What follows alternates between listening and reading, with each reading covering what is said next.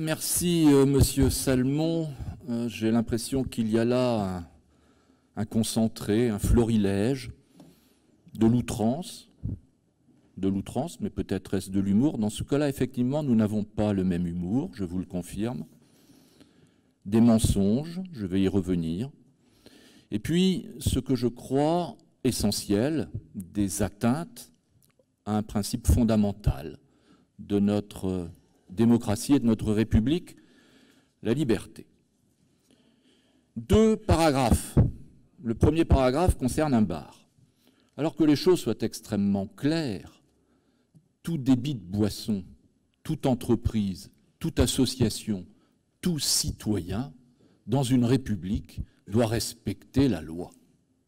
C'est vrai pour vous, c'est vrai pour le papier timbré. Et quand un bar, à un moment donné, peut ne pas respecter ou la loi ou les règlements, eh bien, la préfecture ou les tribunaux peuvent, dans un état de droit, prendre des dispositions. Vous dites, la préfecture a de nouveau demandé sa fermeture tout récemment, suite aux nombreuses plaintes de riverains. Vous venez de le prononcer oralement, vous l'aviez écrit le 16 décembre, le jour où vous avez remis cette question orale. Or, mensonge, ou mensonge par omission, s'il est vrai que la préfecture avait demandé la fermeture administrative de ce bar le 10 décembre pour 15 jours, du 10 au 25 décembre. Le tribunal administratif, réuni en référé le 13 décembre, a proposé la réouverture immédiate. Vous le saviez, le 16, c'était une décision du tribunal administratif du 13. Et pourquoi le tribunal administratif a-t-il demandé la réouverture immédiate? Je ne fais que le citer, je n'invente rien. Les faits ne sont corroborés par aucun constat des services de police. La plainte avait été déposée par une seule riveraine, mais rien ne pouvait attester que ce tapage venait de ce bar. Il y a 3 bars dans la rue et un square public. Et donc, le tribunal administratif, face à la faiblesse du dossier, a décidé de la réouverture. Le bar est ouvert. Je ne suis pas sûr qu'après votre question orale, vous y soyez forcément le bienvenu, mais le bar est ouvert. Pour l'essentiel, le droit pour un citoyen comme vous, le droit pour un débit de boisson. Le deuxième paragraphe de votre question orale me semble beaucoup plus grave.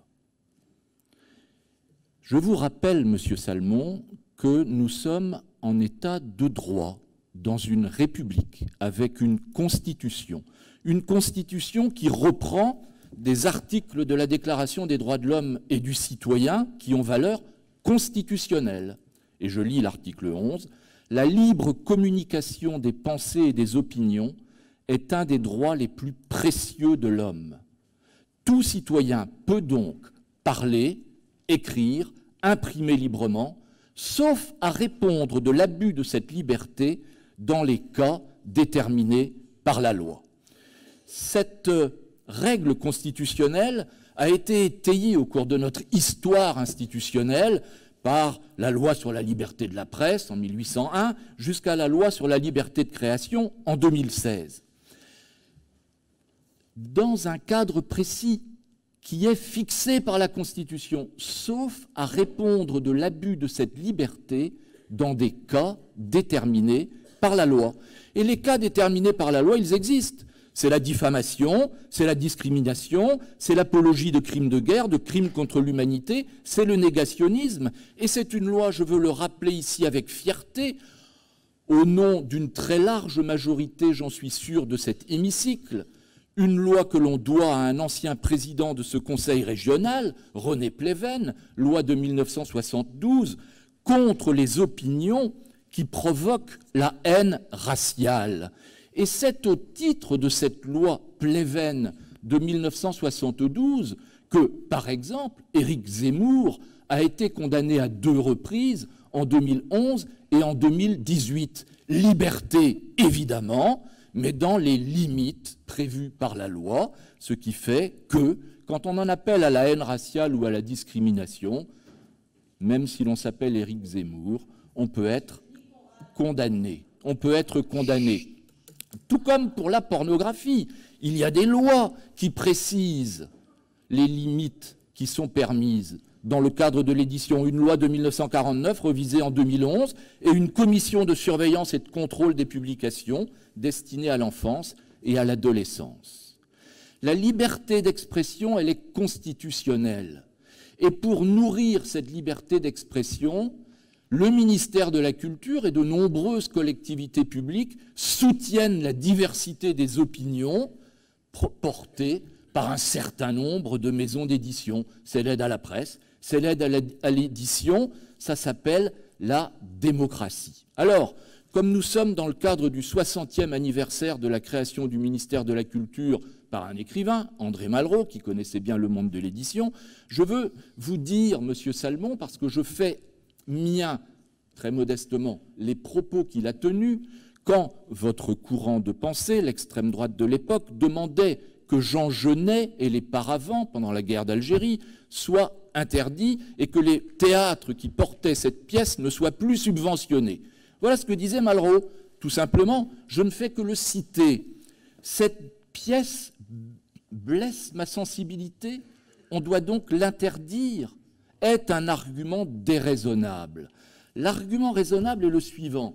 Cette pièce blesse votre sensibilité, n'allez pas acheter votre place. On joue d'autres choses ailleurs. Les livres de ces éditions blessent votre sensibilité. Mais n'achetez pas ces livres, achetez d'autres livres ailleurs. Et Malraux concluait en disant « La liberté n'a pas toujours les mains propres, mais quand elle n'a pas les mains propres, avant de la passer par la fenêtre, il faut y regarder à deux fois. » Malraux était un ancien résistant, De Gaulle était un ancien résistant, et il savait de quoi il parlait quand il parlait de liberté.